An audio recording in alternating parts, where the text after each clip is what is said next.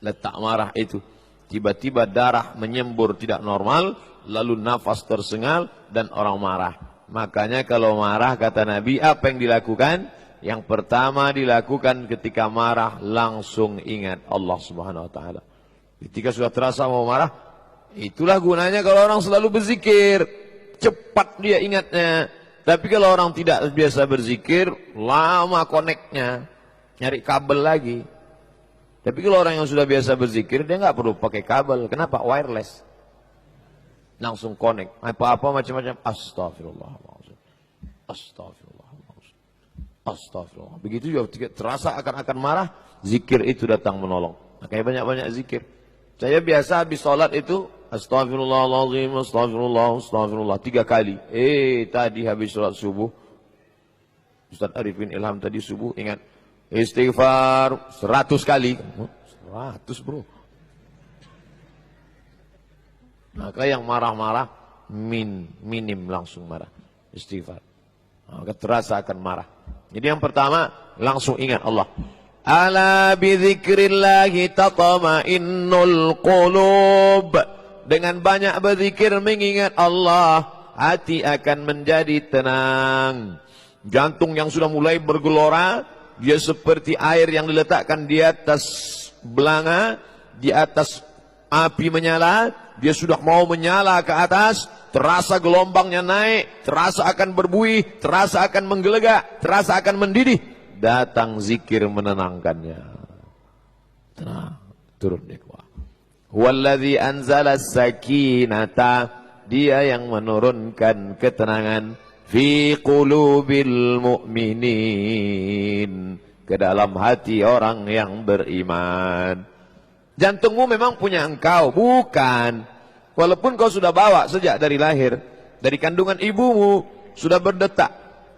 Dari mana Ustaz tahu? Dokter SPOG, spesialis kandungan ngasih tahu. Bu, ini jantungnya sudah ada 2. Satu jantung ibu, kami lihat ada 1 jantung kecil sedang berdetak. Dokter mendengar ada 2 juta jantung. Selama ini, bup, bup, bup, bup. Begitu dia dengar. Ternyata sudah ada 2 suara. Bup, bup, bup, bup, bup, bup. Kalau anaknya 1, kalau kembar 5. Ternyata sehebat-hebatnya laki-laki, dalam dirinya cuma pernah ada 1 jantung berdetak. Tapi dalam diri perempuan yang katanya lemah, yang katanya rendah, yang katanya tidak ada apa-apanya, tapi di dalam dirinya pernah berdetak beberapa jantung. Jantung anaknya, jantung anaknya, jantung anaknya yang kembar di dalam. Berdetak jantung itu dalam dirinya. Dan itu pemberian Allah, bukan punya kita. Lillahi ma fis samawati wa ma fil ardh. Apa yang ada di langit, apa yang ada di bumi, milik Allah, bukan milik kita. Ayat ini untuk membuat kita rendah hati, bahwa yang kita punya ini bahkan diri kita, kornea mata, buah pinggang, katup jantung, bukan punya kita. Hebat ini, megah mewah punya. Lillahi ma fis samawati wa ma fil ardh. Ini milik Allah. Jangankan harta ini, diri saya pun milik Allah. Begitu. Ayat itu untuk merendahkan hati, bukan untuk ngambil mangga tetangga. Ada orang sekarang dia ambil ketika yang punya orang, kenapa kamu ambil? Lillahi ma fis samawati wa ma fil ardh. Apa yang ada di langit, apa yang ada di bumi, milik Allah. Untungnya si bapak yang punya pohon itu cerdas juga, dia ambil batu dia lempar. Oh, kenapa bapak lempar? Lillahi ma fis samawati wa ma fil ardh. Ini juga milik Allah Subhanahu wa taala.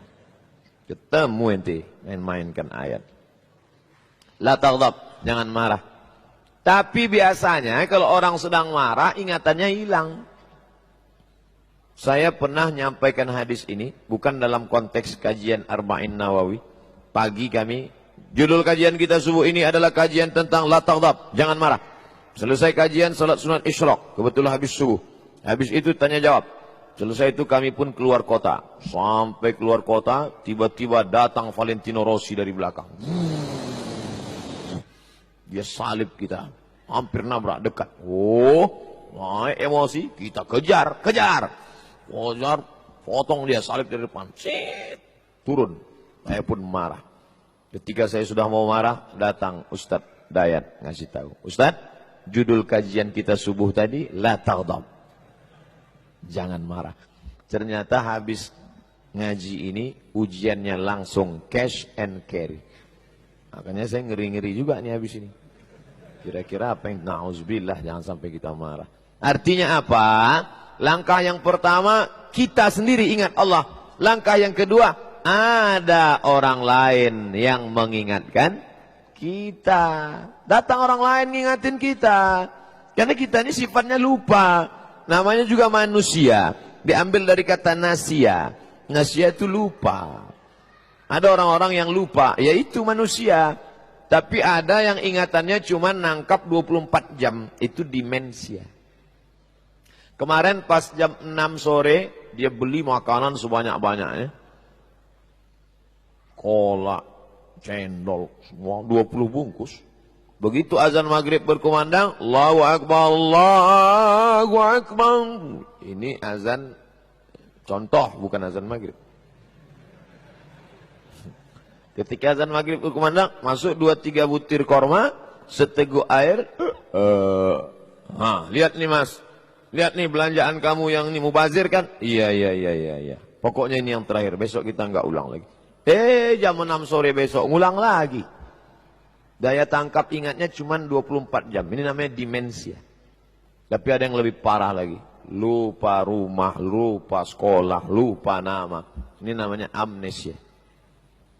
Gak ingat apa-apa. Kita masih level bawah, manusia. Maka kita yang lupa, memang sudah ngaji hadis Arba'in Nawawi, hadis yang ke-16, hadis yang ke-16, hadis yang ke-16. Tapi ternyata lupa, datang teman mengingatkan. Tiba-tiba bapak ngelihat saya sedang ngamuk-ngamuk di pintu tol. Kamu datang, Ustaz, ingat nggak kajian kita ke-16 Ustaz? 16 loh. Astagfirullahaladzim. Ternyata jamaah ingat. Apa kajian ke-16? La taghdab. Jangan marah. Jangan marah. Ada orang lain yang ingatkan kita. Yang ketiga, kata Nabi, robah posisi. Kalau marahnya sedang berdiri, nunjuk-nunjuk, duduk. Duduk. Ketika sedang berdiri, ingat. Oh, duduk. Mana kursi? Mana kursi? Mana kursi? Kenapa? Saya mau marah nih. Kalau marahnya sedang duduk, sedang rapat nih, marah, berbaring. Sebentar ya, saya ke belakang sebentar. Ada apa Pak? Ini rasanya sudah mau bangkit nih. Saya mau nyari. Mana kasur? Kasur.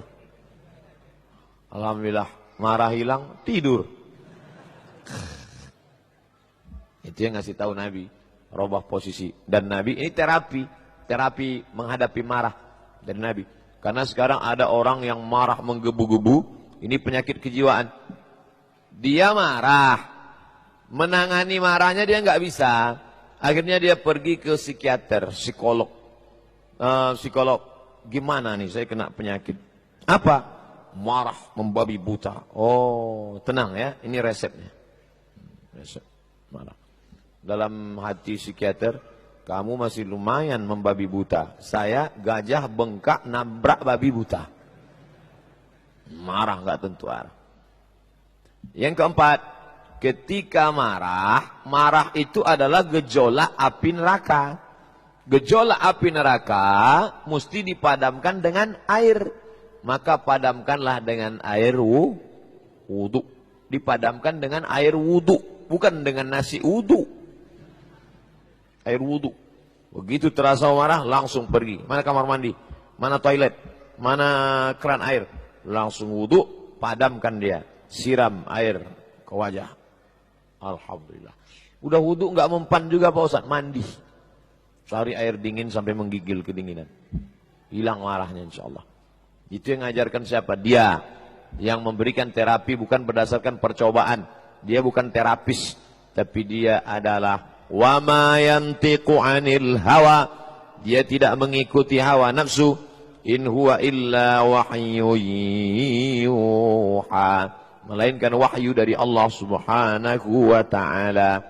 Oleh sebab itu maka ini kita mesti tahan. Dan di bulan puasa 30 hari lamanya membiasakan diri.